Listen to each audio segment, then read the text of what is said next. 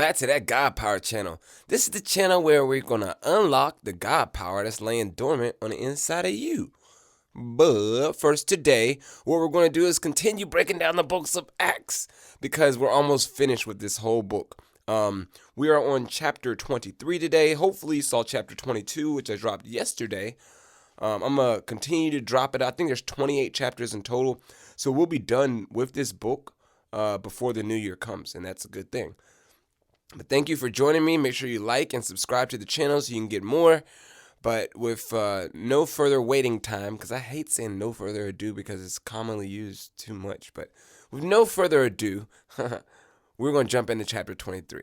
So if you can remember at the end of chapter 22, Paul was being brought before the high council. So that's where we pick up at chapter 23. So it starts off with Paul gazing intently at the high council, and he starts talking. He says, "Brothers, I have always lived before God with a clean conscience." And instantly, at that moment, the high priest commanded those close to Paul to slap him on the mouth. But Paul said to him, "God will slap you, you corrupt hypocrite. What kind of judge are you to break the law yourself by ordering me struck like that?" Those standing near Paul said to him, "Do you dare insult God's high priest?" Oh, I'm sorry, brothers. I didn't realize he was the high priest. For the scriptures say, you must not speak evil of any of your rulers. And that's what Paul said back to them. Now, Paul realized that some members of the high council were Sadducees and some were Pharisees. So he shouted, "Brothers, I'm a Pharisee, as were my ancestors, and I'm on trial because my hope is in the resurrection of the dead." Now, this statement divided the council. The Pharisees against the Sadducees. For the Sadducees say there is no resurrection or angels or spirits, but the Pharisees believe in all of those.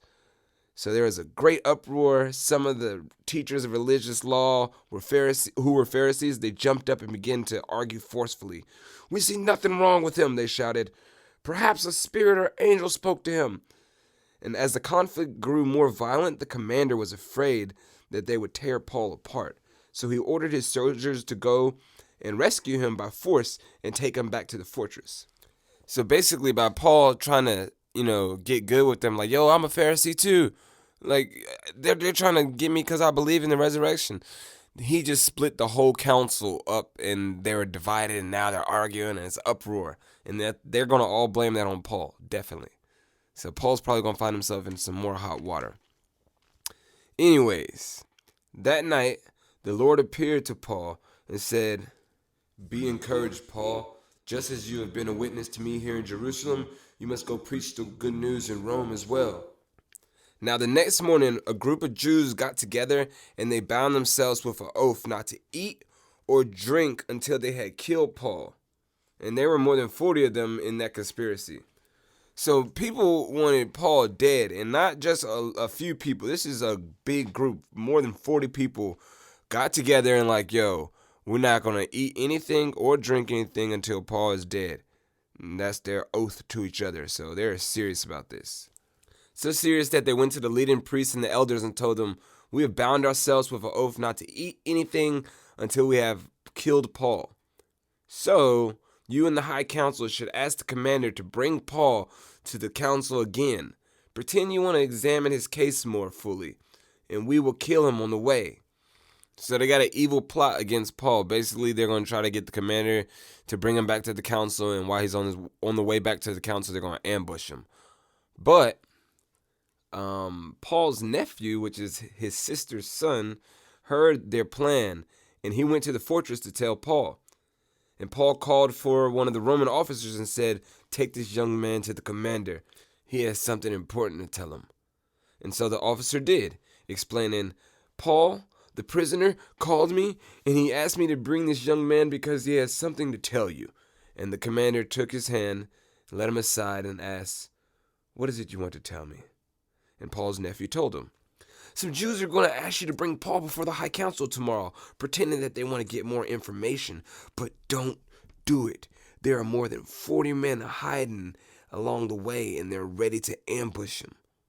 They have vowed not to eat or drink anything until they have killed him. They are ready now, just waiting on your consent." And then the commander said, "Don't let anyone know that you told me this thing." And then the commander ordered two of his officers Get 200 soldiers ready to leave for Caesarea at 9 p.m. tonight. Also take 200 spearmen and 70 mounted troops. Provide horses for Paul to ride and get him safely to Governor Felix." And then he wrote a letter to the governor. And the letter read, "From Claudius Lysias to His Excellency, Governor Felix, greetings. This man was seized by some Jews, and they were about to kill him when I arrived with the troops. When I learned that he was a Roman citizen, I removed him to safety. Then I took him to a high council to learn the basis of his accusations against him. I soon discovered the charge was something regarding their religious law, certainly not worthy of imprisonment or death. But when I was informed of a plot to kill him, I immediately sent him to you. I have told his accusers to bring their charges before you." So that night, just as ordered, the soldiers took Paul as far as Antipatris. Then they returned to the fortress the next morning, while the mounted troops took him to Caesarea. So these are the troops on the horses.